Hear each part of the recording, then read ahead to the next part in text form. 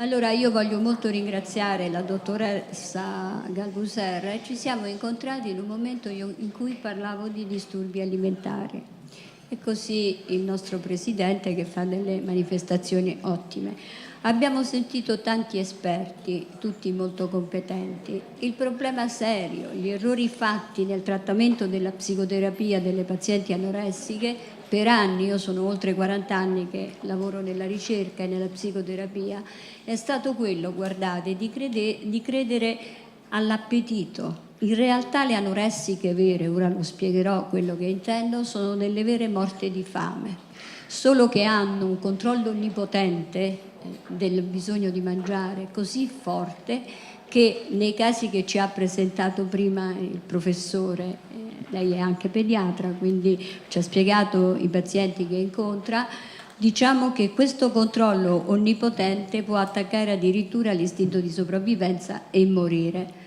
Prima di dare dei cenni, il tempo è poco, naturalmente c'è spazio per tutti, dobbiamo renderci conto di come nasce un'anoressia. Vedete, un intervento terapeutico fatto tout court per noi è impossibile. Ho studiato a Parigi, al Policlinico di Losanna, ho lavorato e lavoro tuttora col professor Gingherò da una vita. La prima cosa in un trattamento di psicoterapia è fare diagnosi di funzionamento della personalità. Allora noi facciamo una distinzione tra ciò che la psichiatra che mi ha preceduta diceva a proposito per esempio dei traumi, perché esiste una sintomatologia di tipo anoressico e una organizzazione di personalità di tipo anoressico e queste due cose sono fondamentalmente molto diverse. Vedete, io registro i primi colloqui, oggi non ho portato niente perché per la privacy è aperto giustamente, quindi non si può vedere, ma quello che vediamo è che la prima cosa da tenere presente per un terapeuta,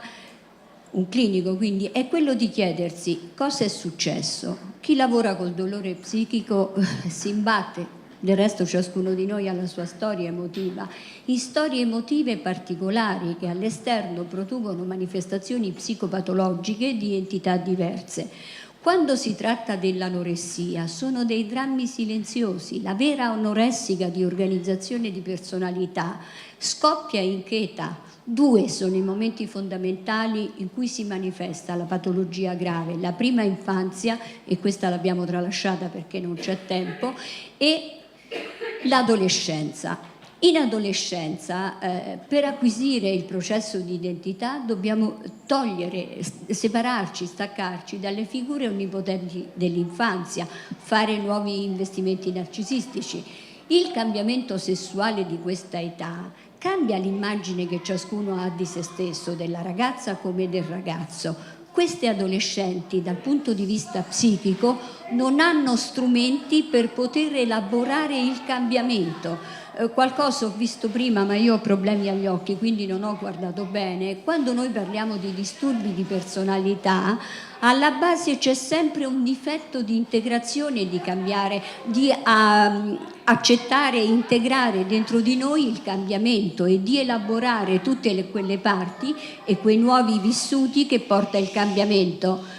C'è poi un altro aspetto fondamentale, il primo quesito: perché queste adolescenti belle, di buona famiglia, ricche, molto intelligenti, l'abbiamo messo in evidenza tutti? C'è anche l'altro aspetto, quello della trascuratezza, ma prendiamo quello che invece ci fa riflettere di più come quesito. Che cosa è successo? Vedete, io l'ho solo accennato all'inizio, c'era Leonardo questa mattina e faceva riferimento, anche se come facciamo tutti velocemente, ognuno nella sua specificità, al percorso della psicanalisi. La storia dell'anoressia è una storia antica perché risale come struttura, come danno forte ai legami primari. I legami primari sono oggi dimostrata l'importanza del nutrimento non solo come sopravvivenza ma come capacità di legare le esperienze sensomotorie legate al corpo dagli interventi continui affettivi di chi si occupa di noi. Gli stati emotivi passano,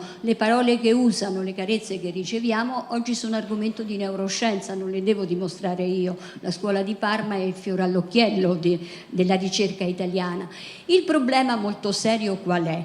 Che questa bambina come tutti i figli, ha un contratto narcisistico. Che vuol dire? In tutte le famiglie normali c'è una proiezione affettiva verso i nostri figli, tutti vogliamo che stiano bene. Quando invece andiamo ad analizzare il funzionamento di queste famiglie, noi ci troviamo di fronte a una coppia che insabbia le conflittualità profonde.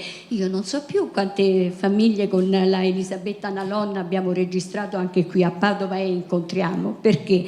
Perché è una coppia che vive conflitti chiusi, quindi questa figlia diventa per la madre la sua opera prima. Ci avete portato in un posto magnifico del resto.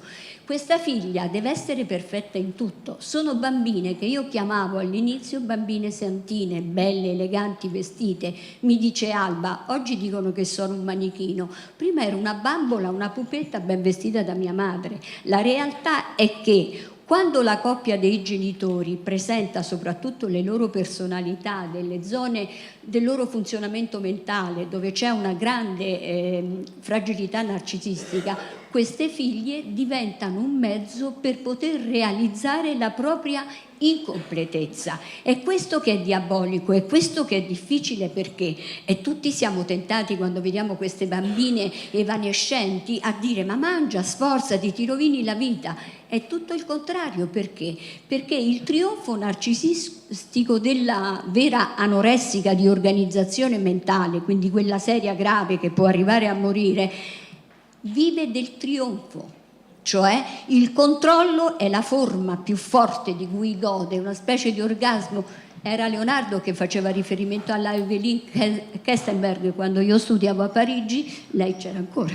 E il corpo in questo caso può diventare il teatro non solo del nostro disagio, del malessere profondo, ma sotto l'organizzazione del funzionamento psichico può essere di tipo psicotico. Ecco perché la diagnosi è importante, cioè il corpo ridotto in questo modo è il campo d'azione del delirio, e io di queste ne ho incontrate molte nella mia professione, nella pratica clinica. L'altro aspetto da tenere presente è che non riuscendo a integrare il corpo sessuato, a non poter integrare le emozioni nell'immaginario, queste ragazzine regrediscono. Perché devono annullare le movenze fisiche? Le avete viste? Poi alcune si addobbano in modo femminile, ben vestite, ben costruite, il vestito è elegante, è un mimare la femminilità. Questo perché? Perché non c'è accesso al piacere, e il vero piacere orale è collegato, sono le prime fonti, addirittura a partire da Freud, del piacere di tipo sessuale. L'anoressica non può pensare di avere una vita sessuale. Lo dico con molta franchezza, io le donne adulte che si sono sposate con una vita pseudosessuale erano in realtà quelle che andavano dal controllo anoressico al vomito bulimico, e i mariti erano sempre distanti in giro per il mondo. Una coppia di questo genere che forma un matrimonio, una convivenza dove un marito non c'è mai e una moglie così evanescente, qualcosa di strano c'è una compensazione di narcisistica. Quando comincia la ribellione tra i 13 e i 14 anni, tutti i relatori hanno messo in evidenza che oggi, anche per le condizioni sociali e ambientali, lo sviluppo arriva molto prima. Che cosa fa la vera anoressica di struttura? Comincia a digiunare, ad annullare quelle movenze fisiche che ne farebbero una donna. Perché? Perché dovrebbe accettare i desideri che sente, ma dovrebbe soprattutto accettare il rapporto con l'altro che la guarda, che la osserva, che rimanda al proprio desiderio, mentre giocano. E questo perché succede? Perché guardate, in tutte le registrazioni negli anni abbiamo sempre visto la differenza del funzionamento delle famiglie, dove si sviluppa un'anoressia vera. C'è un padre bambino, un padre narcisistica, un cinquantenne fascinoso che subisce il fascino di questa figlia, questo papà che ha un'intimità che un padre non dovrebbe avere, nel senso che non è una situazione di incesto, è un'area un po' incestuale che richiama Racamé, per essere un pochino più chiari, e si coalizza contro la madre. La madre va in pazzia. Perché arrivano da voi nei vostri studi e siete le salvatrici, la Madonna di Lourdes, poi all'improvviso, come cominciano a mangiare, ve le portano via? Perché senza la figlia la madre è persa, dovrebbe far fronte alla sua identità femminile mai raggiunta. Allora, la vulnerabilità narcisistica però non c'è soltanto nelle organizzazioni anoressiche. Tutte queste famiglie, per esempio, per fare degli esempi, rientrano nel funzionamento perverso, nel funzionamento psicotico, ma lì avete la disorganizzazione totale. Quante volte in manicomio, io sono entrata in manicomio, finora non ricoverata ancora, comunque ci sono entrata. Non ricoverata, diciamo che sono entrata prima della legge Basaglia perché sono vecchietta e mi ricordo che non mangiavano, io non capivo perché non mangiavano, cercavo di capire e mi sedevo per mangiare con loro, non mangiavano perché il colore del cibo, la forma del cibo ricordava i loro deliri, quindi non parliamo più di anoressia. Ci sono famiglie che funzionano in modo borderline, lì è una sintomatologia. Perché? Perché dobbiamo tener conto questo, che la vulnerabilità narcisistica prevede sempre un'esperienza interna profondissima di aree sensomotorie non legate nello psichismo e queste aree formano poi diversi tipi di funzionamento psichico. Nelle famiglie borderline, cioè nell'adolescente che diventerà una borderline, c'è una sintomatologia anoressica, dura un periodo, come c'è la promiscuità sessuale, come c'è il rubare, come c'è l'addiction in generale. Allora, se vai invece verso un'organizzazione migliore, quelle buone famiglie che dite, ma come mai sta figlia è un disastro, guarda che bella famiglia, tutto funziona, l'immagine è perfetta, la figlia svilupperà molto spesso un disturbo di tipo narcisistico. A quell'età non c'è differenza tra una ragazza di 17 anni e una donna di 30 narcisistica, perché le caratteristiche sono esattamente lo stesso. L'altro aspetto forse che è ancora più patologico è quando si struttura un sistema di tipo perverso, però allora andiamo verso famiglie dove voi trovate il dolore vero, trovate gli abusi che diceva la dottoressa poco fa, trovate la violenza vera, la violenza è sempre psichica, poi può raggiungere e prende anche forme fisiche. In questi casi l'anoressia è una chiusura. Per esempio la scuola, noi non facciamo mai interventi mirati solo, sempre c'è il collega della psichiatria o del pediatra, perché? Perché i danni del fisico sono gravi, non possiamo parlare di mente astratta quando il corpo cede e l'altro può morire, una persona è una globalità, lasciamo stare Cartesio, qualcuno ne ha parlato questa mattinata, ma in realtà questa unione profonda, se sta male il corpo, sta male la mente e viceversa, lavoriamo sempre vicino con lo psichiatra, con la clinica, però noi lavoriamo con le famiglie. All'inizio non si può parlare, almeno questa è la nostra esperienza, quindi per l'amor del cielo, criticabilissima, di vedere la paziente, perché i legami di base, la relazione fra i componenti di queste famiglie è letteralmente contraddittoria. Carla comincia a mangiare e dico a lei, allora siamo contenti, stai un po' meglio, le cose vanno bene perché era contenta.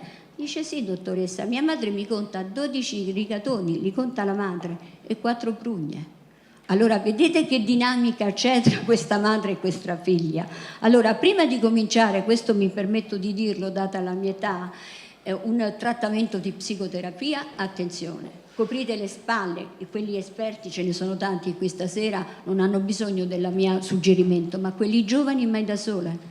Perché quando arriva una paziente che in pieno agosto a Padova o a Roma, parlo delle città dove lavoro di più, a 45 gradi, 40 gradi, non beve, sistematicamente non beve un bicchiere d'acqua, allora il pericolo è un pericolo fisico, per cui mai da soli. L'altro aspetto forse molto grave che succede in alcune di queste famiglie, quando la problematica vera viene riportata in seno alla coppia. E allora sono dolori per i terapeuti, perché subite attacchi narcisistici continui. Mi fermo qua. Grazie.